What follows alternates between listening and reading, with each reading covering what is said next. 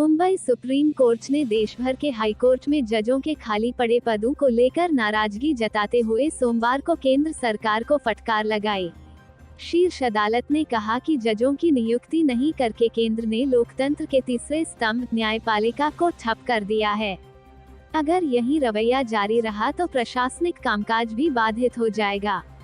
Justice Sanjay Kishan Kaul और justice Rishikesh Roy की पीठ ने कहा, सरकारी अथॉरिटी को यह समझना चाहिए कि इस तरह से काम नहीं चलेगा। आपने हद पार कर दी है। अगर आप न्यायिक व्यवस्था को ठप करना चाहते हैं तो आपकी व्यवस्था भी चौपट हो जाएगी। आप लोकतंत्र के तीसरे स्तंभ को रुकने नहीं दे सकते। पीठ ने केंद्र सरकार की ओर से पेश एडिशनल सॉलिसिटर जनरल माधवी दीवान से कहा, न्यायाधीशों की भारी कमी है, लेकिन आप इसमें दिलचस्पी नहीं रखते। समय आ गया है कि आप इसे महसूस करें। जजों की नियुक्ति नहीं होती है तो अहम मामलों का जल्द निपटारा भी लगभग असंभव हो जाएगा। पीठ एंटी डंपिंग शुल्क मामले में दिल्ली हाईकोर्ट के एक फैसले के खिलाफ केंद्र द्वारा दायर एक अपील पर सुनवाई कर रही थी।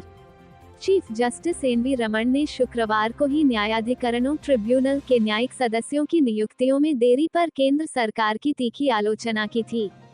चीफ जस्टिस ने तो सरकार से यह सवाल भी किया था कि वो ट्रिब्यूनल को जारी रखना चाहती है या बंद करना चाहती है। शीर्ष अदालत ने हाईकोर्ट के जजों की नियुक्ति मामले में सरकार के अड़ियल रवैये पर सख्त नाराजगी दिखाई। कहा, कॉलेजियम द्वारा की गई सिफारिशों के बावजूद नियुक्ति नहीं हो रही है, जबकि न्यायिक आदेश के जरिए इसके लिए समय सीमा भी तय की गई है। इस पर माधवी दीवान ने कहा कि एंटी डंपिंग के विशेषज्ञ निकाय के समक्ष देरी का कारण हाईकोर्ट में लंबित मामला हो सकता है, लेकिन पीठ ने इस दलील को खारिज कर दिया। पीठ ने कहा, सरकार यह तर्क नहीं दे सकती कि कोई जज मामले की शीघ्रता से सुनवाई करने में सक्षम नहीं है, क्योंकि सरकार हाईकोर्ट में जजों की नियुक्ति नहीं करती है।